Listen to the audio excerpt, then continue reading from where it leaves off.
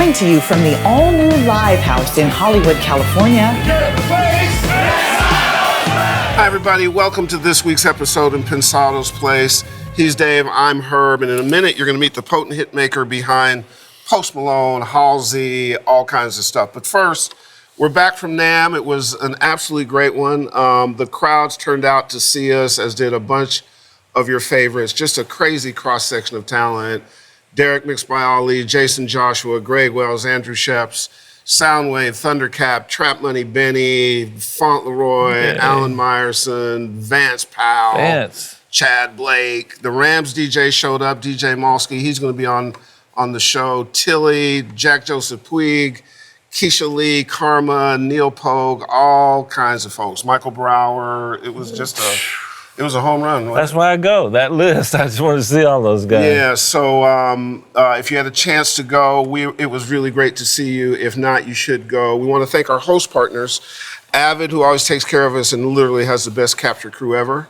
Our partners at NAMM for having us at several events, and we were able to pack the house there.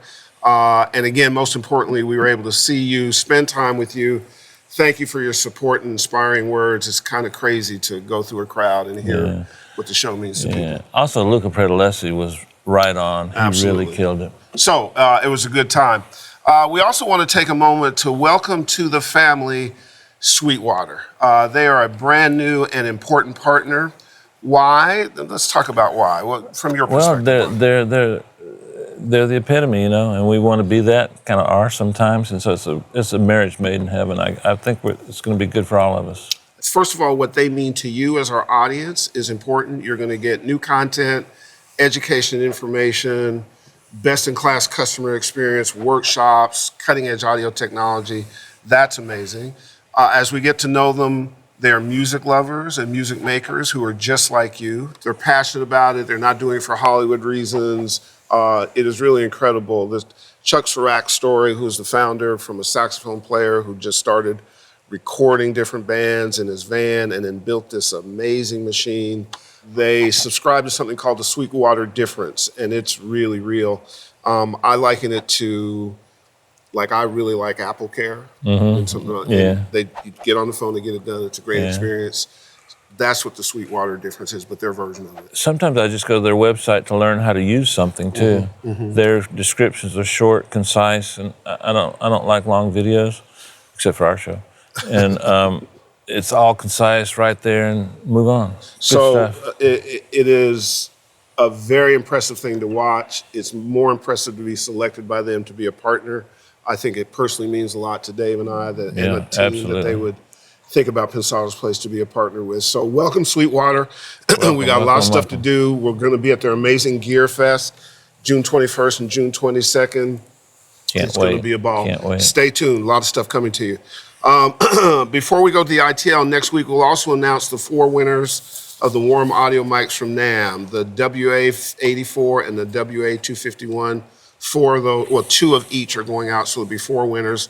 Stay tuned next week. And if you would, as always, sign up for the newsletter, like and subscribe, and click notify right here. And DP, what's this week's ITL?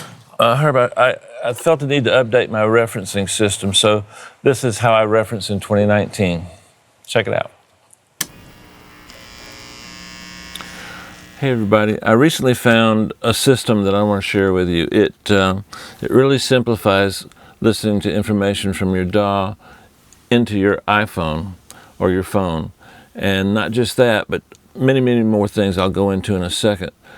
Recently I've been using this Audio is the name of the system, to send my mix to my iPhone, and then I don't have to do anything. I don't have to put any wires up. I don't have to put it on a different platform and then bring it in the phone. It just comes straight into my phone. Let me give you a little peek at it and we'll start talking about it. Here it is, Audio. So what I do now, these are some different connection options. This will actually send stuff from my phone back into my computer. Pretty cool. This one allows me to utilize effects on my computer in my phone. Now, this plugin, I recommend that you put it last on their stereo bus so you can get everything that you're doing. And then just open up this app, select the connection of choice you want to make, hit connect. Check this out. It's magic. It's coming to my phone. Now, I'm going to bypass this so you can hear a little bit of Naboo, co-written with Joy Massari and produced by Joy. You know I love this song. I've used it before. I sent you a message. Did you get it? Or not?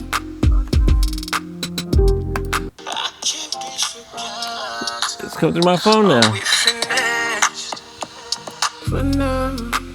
Computer, phone. Now you can do a lot of things once this comes through your phone. You can put your headphones in and check it out. You can put your earbuds in, which I like to do, check that out. And it gives you a monitoring option because we listen so much on our phones, and we want to make sure as engineers that we're getting the mix exactly right. Sometimes what will happen is you think the mix is banging, then you check on your phone, you can't hear the kick drum, for example. So you always want to be able to do that. Think of it as you've got your mains, you've got your near fields, you've got your little speakers, and you got your phone. In that order, we need to check everything to make sure that everything's right. The big speakers give us a club, near fields give us information that we can use to get the mix tight. The little speakers give us a sense of the energy, volume of the vocal, all those sorts of things. But man, I don't know the percentage, but it's pretty high. Probably approaching a third of all music is listened to on the phone. Look it up. There's a number, and it's going to scare you, and you'll start using this. I find it, this audio system, I find it very, very useful. You can actually broadcast to other, not broadcast, but transfer it to other iOS devices. Go check it out. It's very, very, very affordable, trust me. And keep an eye out, because I'm going to show you a couple of other ways I reference that you might not already know. I'm a big proponent of referencing. I've got friends that can keep their reference in their head, and they don't have to listen to it themselves. I'm not one of those guys. When I first come into the studio, I play a bunch of stuff just to get my references in my head again, because they kind of fade away overnight. And so I'm a big proponent of having ways to reference, and keep an eye out. All right, I'll see you soon. He's hot, he's smoking, he's from Boston, he likes the Patriots. Welcome to the desk, Louis Bell. What's happening, man? Good to be here. So, go Pats. One of the things in doing the research, yeah, absolutely, you know, Pats, Rams, and actually we're going to have the Rams DJ on our show right after the Super Bowl. Not that Sunday, but that next week. We'll tell you about that in the future. One of the things that was enjoyable about your research, and I think it probably has to do with the fact that you're a singer as well, vocals are important to you in production, right?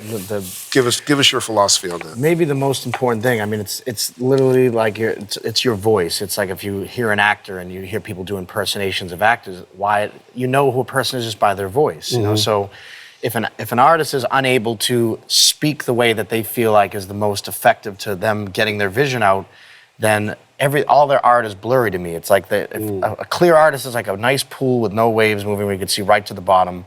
And if things aren't right, you just get distortion and you get things where you don't quite know what you're looking at. And I think a lot of artists sometimes, if they're not with the right producer or the right vocal producer, they end up sounding like something more of what it's based on. It's almost like if someone was like, oh, I only have connections in the country music world, they would say, you should be a country singer. Right. So it's kind of like if a vocal producer was only good at this thing, then that artist is going to be kind of maybe stuck in that world until they realize, wait a minute, he's not really... Do you ever try to match the melody to the thing you're talking about with the artist and their vocal and how they sound on it? Do you ever try to match the melody to whatever artist, that is? I learned their sweet spots of where they sound best, where their falsetto is best, where their chest voice is, where, you know, even speaking voice, or even if you're chanting on a record, like a lot of people don't realize that when you're chanting and you're just talking, you're hitting notes. And what percentage of your success would be attributable to that concept? 20%, 30%, 50%, 100%? To the quality of vocal, or to and all that. I honestly, I think it has a lot. Pretty high. A lot more than people realize, because you could actually have an amazing vocal and just a snap and a bass line, and it could be a hit. And also, people don't pay as much attention in some genres of music to that. It automatically makes you a differentiator. Now, do you find that vocal sweet spot based on knowing them, choice of microphone, creating the environment that's good for vocalists. Some Good vocalists like question. people in, some people don't. Yeah. Do you look at all of that? Yeah, it's case by case basis, but I'll listen to all of their music up until that point. Obviously, stuff where, like, let's say they were younger and their voice had a Sure. higher range, I'll factor that in. Like, okay, their voice dropped, they're singing here now, and I'll look at the keys. And I'm like, oh, all your songs are in these keys, or they're in the relative major or minor of that key. So I try to figure out where their sweet spots are based on that. And then when they come in the studio, I'll just have them try things, and I can tell if I have them go a little outside their comfort zone, they might be like, oh, I got to warm up, or I don't know if I can hit that. I try to get them out of their comfort zone, and then also show them in the booth that when you actually go to sing that note that you don't think you can hit, all of a sudden they're like, oh my God, I sound great. And then I'm like, just let me tighten that up a little bit. And You gives have them confidence. you have perfect pitch. I've known friends that had that, and some of them say it's horrible because when radio speeds up a song, it drives them crazy. You hear that little Yeah. wobble. How does that affect your vocal coaching? Do you demand perfect pitch, or you demand feel and energy and vibe and emotion? Feel, energy, vibe, and emotion. There's no app yet that can fix that stuff, so that's why There's some I good demand mixers that can do it, though. You know, it's like it's a thing where you can't fix in the box. And there are ways you can kind of cheat it sometimes with certain notes and scooping of certain notes where you can kind of make it seem a little more energetic. Like there's times if someone sings a note and you add them going, instead of like, it's just a straight note, you add that little, that it's like a down scoop to the note, and it sounds like they were more energetic on it. You can do that in the box, but at the end of the day, I do like to have that natural vibrato, that natural decay, that natural attack. And I just want to feel, like even the way they attack a word, if it's with an H or a breath, if it bothers me, I'm like, I know it's not right. Because when someone's listening to something, you shouldn't notice those things. It's all... You know what's interesting about what you're saying is I think one of the most demonstrable elements of Post is just the way his vocal connects with you. The way he sings.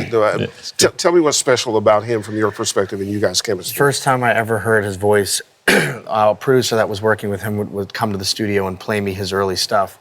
And I was like, how old is this guy? He's like 35. He sounds like he has so much soul and pain. I was like, oh, he's 19 years old. I was like, oh my God, like I have to meet this guy. I have to work with this guy, But at the time, this producer was working with him, and the way producers are a lot of times, if they got an artist that they're working with, you kind of respectfully. It's almost like they're in a relationship. You don't ever want to be like, hey, I'll produce you too. It's kind of like they had a thing going, and I kind of didn't want to disrupt.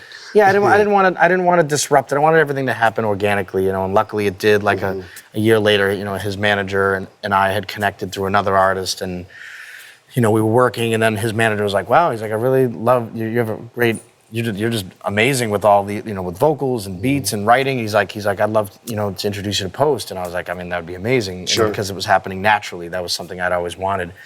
His voice, I always think about, you think of the top 10 voices of all time. What are your favorite voices, when it comes to rock, anything in general, the most recognizable voices? He can make a lyric his own.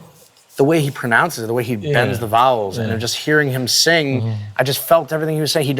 There's not one line that he sings that he's just singing to sing it. He feels every single line. Feels authentic. And literally, we get the vocal in 2 or 3 takes. He doesn't. Really? Yeah, he knows. He doesn't go in the booth till he's ready to do it. He's not there like, let me try some stuff. He knows exactly. You know him. Does that come from his country background? You think it kind of feels? He had a mixture. He grew up with hip hop, country, and metal. His dad was listening to metal. His mother was listening to country, and then he grew up around hip hop. He loved Chief Keef and Rick Ross and Kanye and all those people. So it was like he had this crazy balance. And I try to describe this to people who ask about him, and I say he was a hybrid. He grew up with these artists where if a purist was looking at it, they'd say, hey, you can't mix these together. But it's like, but if you're growing up with that and that's all you know, what's right and what's wrong? This is just what your influence was. You're a little baby and someone's playing metal and then they're playing rap music and you're hearing that as a kid. It's going to naturally be kind of maybe in your genetic being at that point. And you know what's interesting about the hybrid mix, just from my own ears, is that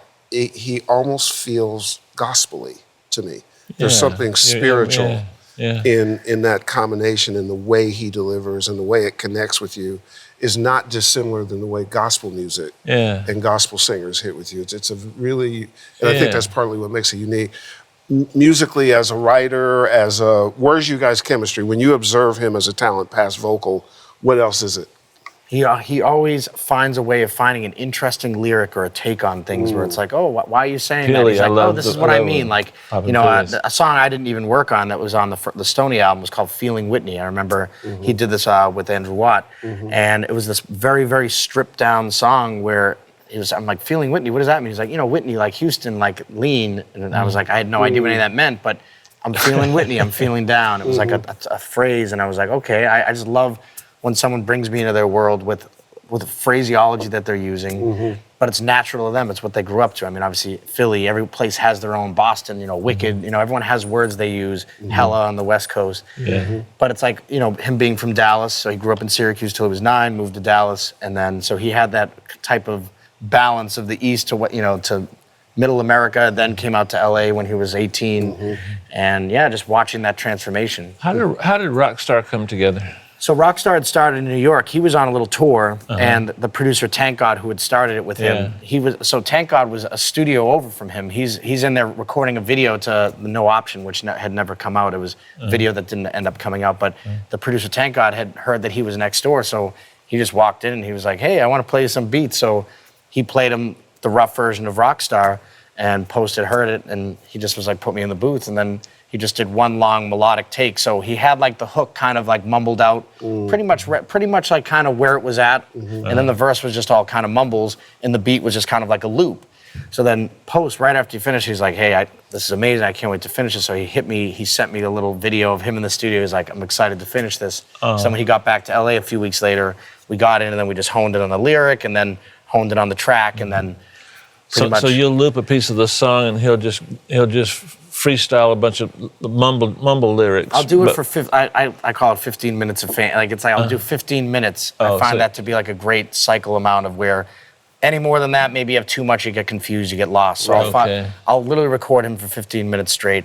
And every song that has ever been released, every song you've heard of his that we've ever done together has been a 15-minute take chopped up into a song. Got it. It always comes from that first take. He So all never your goes back in ideas are there, anything that you want, and then you just bring He it believes into it. if it's coming out of me naturally on this first take through, and I'm surprised, and I'm hearing this, and I'm reacting, you know, then that's real. Anything, if he has to go back and he feels like, maybe it's not that great, why isn't it coming to me naturally? And I think that's probably the biggest gift any creative person could have, is knowing when you do It's also good old school, and knowing when you do bad. Because I worked with so many artists that leave their best work on the erase head, you know. What I do is I save every single take. I don't let a take go. I don't let it take. I could use it for something. Like, he might even go, somewhere on it, and I'll use that as an ad lib or throw it in the background. Absolutely. So I'm just trying to maximize every little thing because it's all real, and it's all on. It's like if you sneak up on someone and sucker punch them, their reaction, you can't get that again. They know you're coming up, they're not scared again. They're not going to do that. So it's like, when you get that, it's one time, and you have to make sure you're like, that's why I make sure the mic is right before they get in. You know, mic placement's key. And it's funny, I always end up using the Sony C800. That's like the mic, for some reason, because it's so high end, I can always kill some of those high frequencies. But Post, you know, Camila, I don't know what Halsey used on hers. I mean, she had cut that I think she cut it in Brazil, and then we cut the bridge in New York. But I don't know what mic she used. But yeah, anytime I'm actually like recording somebody, that the Sony C800 for some reason always gives me what I'm looking for, and then I'm able to go. The way my vocal chain works, it's able to bring out. What is your vocal chain? I have a CLA, I have a URS Strip Pro, I use isotope alloy, the L3 Ultra Maximizer. I got, and then like I like to use on mastering the Voxango Elephant. I don't even know if anyone uses that. It's it's really good, but I don't have it. You like it? It's for some reason I put it on years ago, and now every time I try to try other things, they don't give me A and B, and I'm like, something's missing. I don't know what it is, and I use that to like get my mix and get my blend before I'll send off to the mixing. It's kind of cool that in our world we all have those pieces of equipment or gear or plugins that just only we know and like, you know. I use the analogy of like, it's like you went to someone's house and they had a telescope holding up the table, and you're like, you know, that's a telescope, and you could see far. Like, oh, I just thought it was just holding up the table. So like, there's definitely like plugins that you are not even using. So you've been to my house. You know, where you're like, wait a minute, this is an old artifact. Yeah, exactly. So like, you're not even utilizing it. So that you have a plugin, you're like, you know, this does all these other things. Yeah. So there's these plugins where I'll just find maybe one use, or it's like we have that problem with VSTs where you literally have it installed because there's 2 sounds on it that you use all the time. Over the years, I've noticed, and this is a non sequitur, but over the years, I've noticed that sometimes a kid that's had one synthesizer for 5 years and can't afford another one, and then suddenly he can afford more, or she can, and they buy 20. They can do more with that one they know than the 20 they don't know. That was a quote I heard from Pharrell where he thank you for the compliment. Pharrell and me in the same No, sentence. that was exactly what Pharrell said, was he said, when you have one keyboard and you force yourself to find every little thing in there, like, it's like if you live in the same house for so long, you know every part of that house. You buy a new house, you're like, I've never even been in that bathroom. And it's like that with the synths. It's like you're not even maximizing it. So what happens is you start getting this weird balance of creativity and accessibility. Like you have all these things you can use, so you don't even appreciate everything you have. So you don't force yourself to be creative. I think that's what creativity is taking something so small and being able to manipulate it and bend it and stretch it out and without watering it down. That's the key. Do you think that you have a signature when people want to hire Louis Bell? Is it for certain reasons? Or it always starts usually with vocals. Always with vocals. Like no matter what. Like even if they and I think that gives you way more of a foot in the door with someone, because they might be like, I have my producer. He does all my stuff, and but I want to bring you in because I want to get your take on this, and I want you to make my vocals sound this way, or I want you to help me with melody structure or song structure. So those are things where you now all of a sudden have a seat at more tables now, because you can help them in so many more ways, and you're not infracting on what someone else is doing or building. It's like if a company hires someone to come in, they might be like, well, here's our philosophy and culture. We don't want you to come in and change it. But if they feel like you can actually help it, that's where I feel like I come in. That's kind of your MO. That's kind of really, in a way, a broad description of what you bring to the table, because you do everything, but you also make sure that everything comes together in a meaningful way. When you write, what's your go-to? Do you write on the keyboard? Piano, but I do love guitar. Like, so I don't play guitar, I only play keys, but I like to have a guitar player around sometimes, because just the actual inversions of the chords on guitar, there's a different type of sonic quality to a guitar. Does it affect that gives your you a melody? different vibe. Because guitars have more rhythm than piano. A lot of times when you're playing piano, you're going ding, ding, ding, ding, ding, ding. On guitar, the strums are so different, so that will affect my rhythms when I like to pull out my phone and just voice memo something right away. And I like the voice memoing, walking around. I think there's something about, if you're just sitting in one place recording, you're not moving anywhere, but I think if you walk around, you might like tap into something really interesting, or you're experiencing life while coming up with a vocal. I mean, I've written a lot of melodies on the way to Coffee Bean or walking down the street. Like I'll hear cars going by. One time I was crossing the street and someone was like, "Get the fuck out of the road!" I could hear it on my voice memo because I was in the recording. I could hear them yelling. But look for that in his next record, by the way.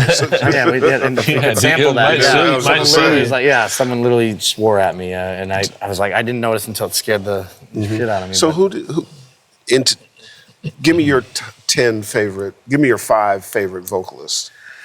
Okay, well, Post is amazing. Camila's amazing. I mean, I'm gonna start. You name all the people. Shawn Mendes is amazing. I mean, like these are all people. Like Shawn is amazing. Like these are great vocalists. The Weeknd. I've never worked with him before. Love The Weeknd. I mean, just something magical with his vocals. But even though Drake is not going to sing the national anthem, it doesn't matter. It's like his voice and his tone. So expressive. He can do so many different things with it. It's like it's not about being a belter all the time. It doesn't matter. It's about control, and it's about knowing your different tones and knowing how you sound. And for Drake to have been around for so long and be able to do so many different genres, it just shows that you can take a voice and do so much with it, and really exploring things. Is history? Was that part as you were coming up? Do you ever look back and think about, God, Stevie Wonder or this person, Michael or that Jackson, person? and Freddie Mercury, and even Chris Cornell, and people like that, where just people that people might not typically mention, but I do love those voices. That just something about it was like Phil Collins, one of my favorite vocalists. I loved Donald Fagen for Steely Dan's voice. Come on, absolutely. There's just and Steely Dan to me is kind of very. I could go off on so many tangents, but we can go Steely Dan for a couple hours. I also like keyboard players like Phil that started out as drummers. Have you noticed that? My partner in the last band that I was in before I came out here, he was a drummer turned keyboard player. Phil's like that too. They play different. They turned the piano into more of a percussive instrument. Yeah, and also they're very conscious of and so Jason Bonham, who's John Bonham's son, Phil Collins was kind of his mentor because he was friends with his dad. He taught him about making sure the drums always complement the vocal and the rhythm, and whether you're like you talked about Little Richard, you know, of where that came. It was just a tom roll vocalized. So if you're a drummer, you're thinking of rhythm as a voice, as another part. Like everything is an instrument on a song, and that's why. Did the Marshmello? I'm sorry. Did the Marshmello record? First. Oh, I got you. But I'm already down the thing. Did the Marshmello record take you into different places in terms of what you ordinarily would do? Well, that was something. So these records, the Marshmello record and Let Me Love You, there were two DJ records. They started off on acoustic guitar, and they had a totally different vibe where there wasn't the same identity musically when it began, but we knew we had a great song. So we started all on acoustic guitar, and then Marshmello came in after. And I do love. There is an art to that. A DJ coming in, he has his sound and he has his marketing tools of like, hey, I'm going to be able to get this song this way. And obviously, Selena's such a big name that she doesn't need anyone to market her. But it was still the collaboration of the two. Marshmello having this massively fast come up to where he's literally taken over. I mean, number 1 DJ in the world as far as like having that. Like when you look on Spotify and you look at the numbers and what's going on. So he has this platform, and he's dipped into many different genres already, you know, between Migos and Roddy Ricch and all these things. So it's like he's doing a lot of amazing things. So for him to take that song and do what he did with it, along with Andrew Watt, because like Andrew Watt is amazing on guitar as well as producing and writing, and so he was on that record and really helped see it through. And it starts at one place, ends somewhere else, but I think that's actually more. It's actually more enjoyable for the writer sometimes because you get to hear the song as a fan at the end. If you're listening to the same version of a song over and over and over again, by the time it comes out, you go, I don't even want to hear it anymore. But when you give it to a DJ and then they give it back to you, it's like a brand new song. And I think that's kind of enjoyable. You said one time that production should not distract. Can you expand on that? Yeah, I think production is like if I'm watching a movie, the production is what's going on behind, the scene, like, you know, you're in the woods and it's snowing, but there can't be something weird going on in the background that's distracting you from what the actor is doing. So the actor is the singer no matter what, and the production is the background.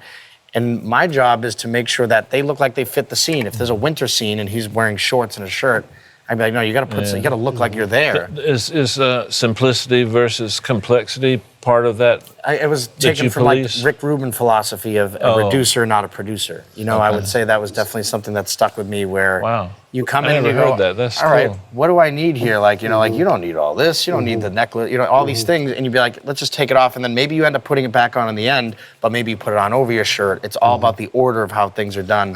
It's funny the question you posed because I was just about to ask him. Part of what seems to be a signature in what you do is it feels uncomplicated. Right. I can get to it. Good point. You know what I'm saying? And I got to that conclusion by being super complicated years ago. When I first started producing, I wanted to challenge myself. I wanted to be 15 sounds, 20 sounds. But then I realized you need to have a ceiling and a floor. You can't start where you give yourself an inch before the ceiling. I always use the analogy of you fill a bathtub up before somebody gets in there. When they get in there, it's going to overflow. It's better to fill it up while they're in there. Whoa. Hey, Jaime, did you write that down?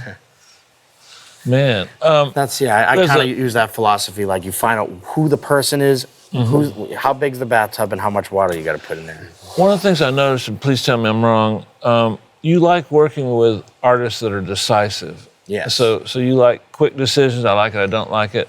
Is that intentional? Is it something you know you do? It's something I gravitate towards. Once I get in the room and I notice that an artist is decisive, that's literally like, oh, love at first sight. You know, this is amazing. This is what I want. What I love to deal with. Because Camila Cabello was pretty decisive. Very decisive. I mean, the thing about her is, like all these writers, I mean, all these artists could go in a session just as a writer if they wanted. I mean, they're that good at writing, great with melodies, great with lyric. They know what story they're trying to tell. If someone comes in the room and's like, I just want to make a song about love, and you don't know what they want to say, where do you even begin? And a lot of it starts with a conversation. You just sit there and you start talking about what's going on in your life, or what bothers you, or what's been bothering you, or you're in a relationship, what's going on in this relationship that bothers you, or that you love or you hate.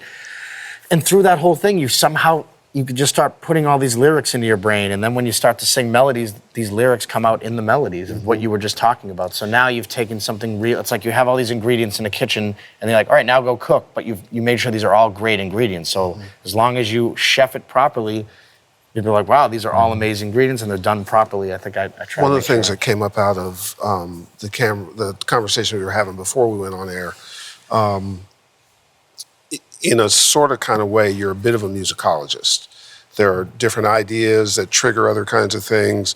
You keep kind of a historical catalog in your head. Like an archive. And I think most of the people that I've experienced who've gotten to a certain level of greatness are the ability to call up that archive and say, I want this to sound a bit like that, or this triggered me to do this or that.